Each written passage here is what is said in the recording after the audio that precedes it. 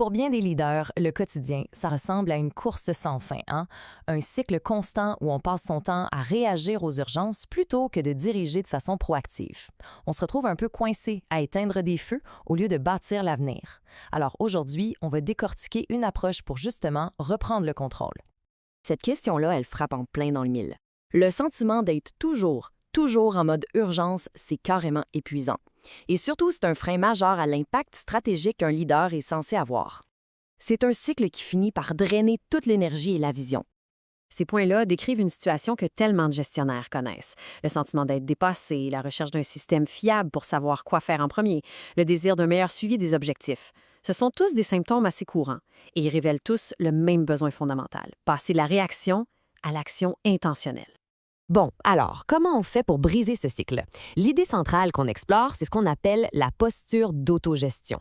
L'approche ici suggère que la solution, elle n'est pas d'abord externe dans les outils, mais bien interne. C'est pas tant une nouvelle technique qu'un vrai changement de mentalité. Et voici le principe sur lequel tout, absolument tout, repose. Cette idée-là, elle est fondamentale parce qu'elle inverse la perspective habituelle. Le leadership efficace, ça ne commence pas par la gestion des autres, mais bien par la maîtrise de soi. La capacité à bien guider une équipe découle directement de sa propre discipline. Ce qui est vraiment intéressant, c'est que l'accent est mis sur le développement d'une rigueur interne. Il ne s'agit pas juste d'adopter un nouveau logiciel, mais de bâtir une discipline personnelle pour mieux gérer son temps, ses priorités, son énergie et même son stress. OK, l'idée est claire. Mais concrètement, on fait comment pour y arriver?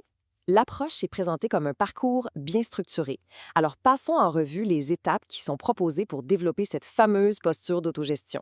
Le parcours se déploie de façon très logique. Ça commence avec la gestion des objectifs, mais pas vu comme des cibles lointaines, plutôt comme des routines solides à intégrer au quotidien.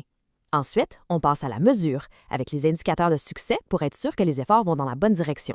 Et les modules suivants s'attaquent à la productivité et à la priorisation, avec une idée forte. Avoir plus d'impact, ça ne veut pas dire en faire plus. Ça veut dire éliminer le superflu. Une fois ce cheminement complété, c'est quoi le résultat attendu? L'objectif, c'est pas juste d'être mieux organisé. C'est de provoquer une véritable transformation dans sa façon de travailler et diriger. Et rien ne parle plus qu'un exemple concret. Le témoignage de Martin G. ici est très parlant. Il mentionne être sorti du mode urgence permanente, se sentir plus aligné, plus productif. C'est exactement le genre de résultat que cette approche vise à atteindre. Cette diapositive, elle résume parfaitement la transformation. On passe d'un état où on se sent dépassé, toujours en réaction, surchargé, à un état où on devient aligné, stratégique et productif. C'est vraiment le passage d'une posture de survie à une posture de leadership intentionnel. Alors, si on devait distiller l'essence de tout ça, quel serait le message principal? C'est vraiment l'idée qu'il est possible de devenir maître de sa propre efficacité. Et la clé pour y arriver, le point crucial, c'est de prendre le contrôle de 3 éléments fondamentaux: son temps, son énergie et ses priorités. Ce n'est pas une question de travailler plus fort, mais bien de travailler plus intelligemment, en structurant ses ressources de façon délibérée.